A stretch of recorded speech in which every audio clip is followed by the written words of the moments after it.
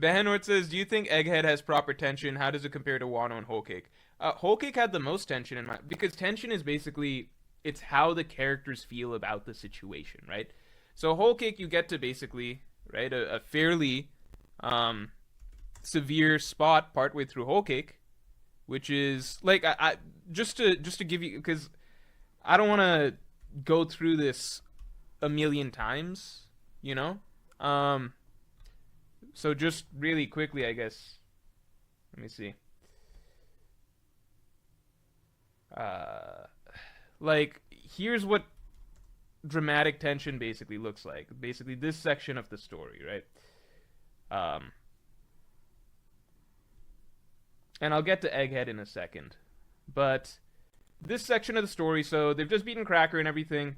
I would say that the Cracker fight actually did have tension, as Luffy had his back against the wall, and the way Nami was talking, she was really unsure about. Like it made it out to seem as though Nami was worried and scared about the Luffy fight. She found a resolve later in the fight and was like, Luffy's gonna be the Emperor. He can eat all your biscuits and stuff like that, obviously, or he's gonna be Pirate King, etc. But the Cracker fight did have good tension because it showed Luffy with his back against the wall and pretty uncertain and pretty frustrated against Cracker. It showed Chopper being. It started off with everyone like it started off with everyone. People can knock the seducing woods, but it did factually create tension in the story, right? We knew that it was temporary tension, and we kind of just wanted to get the main events. We didn't like it. I know a lot of people didn't like it. I personally love the seducing woods, but if you want to say what tension is, seducing woods technically has tension because things are happening to the characters that are throwing them off. They don't understand. They're worried. They're scared. They have their backs against the walls. Right? Carrot's being kidnapped. Chopper goes down. Nami is scared. She doesn't know what's going on. Luffy's struggling with Cracker. It seems like Luffy can't beat Cracker. Stuff like that's happening. But then they turn things around pretty quickly. This is the real section of Whole Cake Island that is the midpoint of the arc. Right? This whole section starting with this.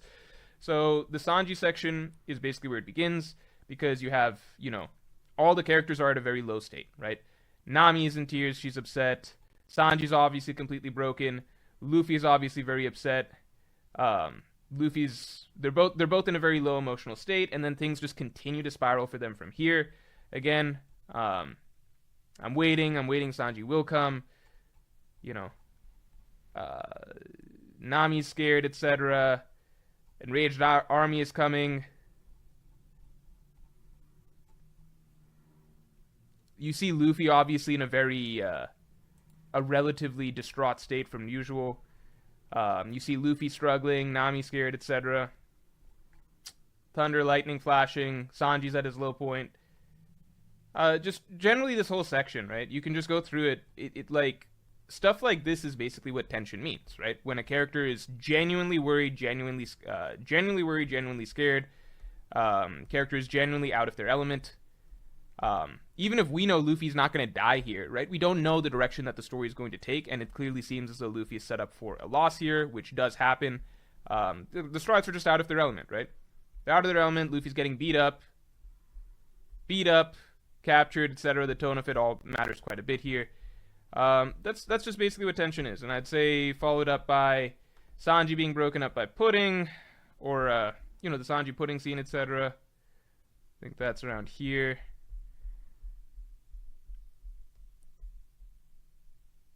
Yeah, again, here, this is just adding dramatic tension. Look at this. This is what tension is, basically. This is when you're communicating this very serious, dire tone, because the way the characters are experiencing the events of the story is clearly affecting them very deeply, bringing out all sorts of terrified, worried emotions. Wait, Pudding, what did you say? This is all stuff that's basically, this is what you would call tension.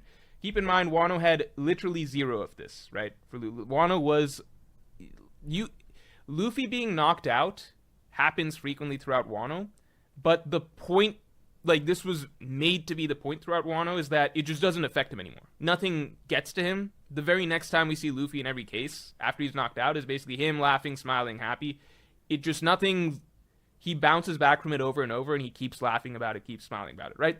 This was a build up to him, unveiling the Nika fruit, reawakening, spirit of Joy Boy, etc., basically, and basically like the whole idea was painting him as this guy who's basically always comes out with a smile on his face, etc. But for the sake of building up Luffy in that direction, it also, I guess the Wano arc just had to cut out the idea that we could see any sort of real emotionally affected scenes for Luffy or any sort of, I would say Act 1. There was a moment in Act 1 where Kaido swoops in, shoots a Boro breath at the people on the mountain at the time, right? And then Luffy sees that, and Luffy is very thrown off about that, and his reactions and everything like that, and what he says to Trafalgar Law, etc. That is tension. So Act 1, I always thought Act 1 was good, right? It's just that from there on throughout the rest of the story, it's like nothing affects him. Whatever's happening, he's just never ever worried. There's no point basically in the rest of Wano after Act 1 that Luffy is ever worried, concerned, thrown off, uncertain, weak in any sort of way, right? It's just he's basically invincible from there on. Not physically invincible, right? He does get knocked out, but what I'm talking about when it comes to tension is the character is mentally, emotionally invincible, and they will just always keep coming back, unaffected by anything. Like, everything just bounces off him, he's always happy, right? That's just the rest of Wano. So Wano doesn't have tension. Egghead Island is developing tension in that many of the characters are thrown off right now, but they're not in a the majority of the characters, the Straw Hats, right? Like the main characters, Luffy, Zoro, etc., right? The stronger ones, they're yet to really be anything more than inconvenienced by what's going on. So that's really where any sort of... We would say Egghead Island has tension if something's actually deeply affecting Luffy in some way. I think that that's the highest bar that we can hit in the story. If Luffy's ever, like this again, right? Obviously this stuff, I don't think Egghead Island is meant to be a high tension arc for the Straw Hats, though. So I'm not exactly like there's a I don't want you guys to think that, in my mind every arc is supposed to have Luffy all broken or beaten up or something like that, or sad or depressed or something like that, otherwise it's a bad arc. It's like, no, there's different arcs for different things. Egghead Island is a starter arc for the beginning of a saga. I don't expect at all that it's going to push Luffy to something crazy. If it does, that's great, but I'm not holding it to that. It's just that Wano is totally different in that Wano is, Wano is Wano. It was the conclusion to everything, so it's very different. That's an arc that you would compare to an Enies Lobby, to an Alabasta, to a Marine Ford or something like that. So when you've got Luffy pushed to extreme emotional states in all of those, but never in Wano, and Wano's one of the most laughing, joking, happy arcs that he's ever had, it's pretty stark contrast. I don't know why I'm still scrolling through this. The second section of high tension and Whole Cake was definitely the early phases after... You know what? Let me show again. Then I'll get to the supers. Because this is section 2, which I also thought was fairly good. It just probably dragged on too long for a lot of people's tastes, which I understand, which is once the chase part starts, right? Once the chase part starts, not here, I would say everything after Pedro's death is excellent tension. Excellent tension. Everything after Pedro's death. So, especially... So Pedro dies here, right? Pedro dies... Guys, let's get the stream likes to over 200. So Pedro dies. All characters' reactions, etc., immediately become a lot more serious. A lot more tears. A lot more desperate Luffy.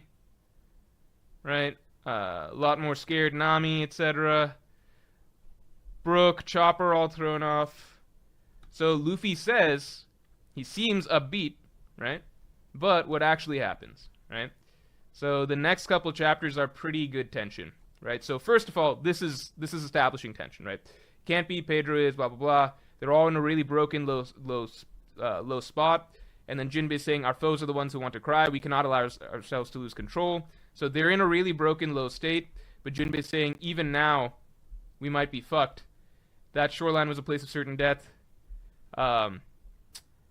What do you call? Luffy understood the stakes, blah, blah, blah, blah, blah. And sooner or later, this land's pirate queen will catch us from behind. So until we can escape the influence of Big Mom's territory, we must not let our guard down. Don't you hear Pedro saying that, basically? So even though they're in a really low state, they've got to get it together. And then they're looking over the horizon. Big Mom's still coming, etc. No, that can't be. All of this stuff is characters being thrown off, right? Characters being thrown off, being uncertain of what's going to happen next. Again, this is the opposite of what it was throughout all of Wano and Onigashima, where the characters were 100% confident throughout the entire thing, literally saying from the beginning, we literally can't imagine ourselves losing. It just seems so easy. Basically it. Like, every other chapter is them basically just saying that, this shit's easy. Then throughout this fight, Luffy is consistently confused, uncertain, thrown off, unsure of what to do, blah, blah, blah, blah, blah. The next chapter is really, really good for this. Let's go to the next chapter. Next chapter is really good for this. Because this is the chapter I'm pretty sure Big Mom starts going nuts at the same time as, yeah, Zero Escape. Good name for a chapter.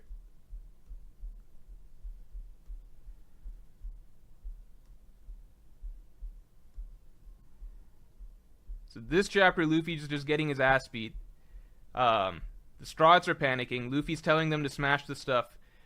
People are actually setting fire to the Straw Hats' ships through the mirror world. Luffy's yelling, knock it off. He's trying to stop them. He can't. Luffy's completely out of his depth. Luffy can't help them. He's like, I need to focus on him. Smash them all now. They're about to pile through. I can't stop them all myself. This is all signs of characters experiencing their limits. No, like, really unsure. Hello. We're sorry, Luffy. We might not make it. It is basically if you took everything that Wano had in the raid and then flipped those emotions to make it the opposite, that's what you have during the best parts of Whole Cake Island, right? So Whole Cake Island has a lot of tension. Hopefully this illustrates why Onigashima had little to no tension at any point, except for the moment that Luffy was believed to be dead, which is basically one chapter over the course of a 50-chapter long battle, which is pretty crazy. And then even the turnaround chapter, where Luffy's trying to convince them that he'll be okay. Look at what he's going through. Luffy, did something happen? Blah, blah, blah. He can't do anything. He's helpless. He can't do anything. So then he puts on a face. This is what Luffy's actually experiencing. This is what he puts on to try and convince them that he's feeling like that he's okay, that he's going to get through this, and that they can stop worrying about him. So Wano was more like if Luffy genuinely felt like this the entire time. Whole Cake Island is basically Luffy feels like this, but he's going to keep fighting and keep putting on a brave face for his crew and act like this, which is, in my opinion, much more dramatic. Wano is literally like this. Like, you go through the Luffy-Kaido fight, even well before Gear 5th, it's mostly Luffy laughing, having fun, saying, haha, you drunk, etc., right? That's the big difference. So, hopefully we don't need to go through this discussion about what tension is or isn't again. It'll all be in the Wano analysis video. This is just the broad strokes of it, and we can get more specific examples and counterexamples in that video, but that's the general idea. Wano is literally like this.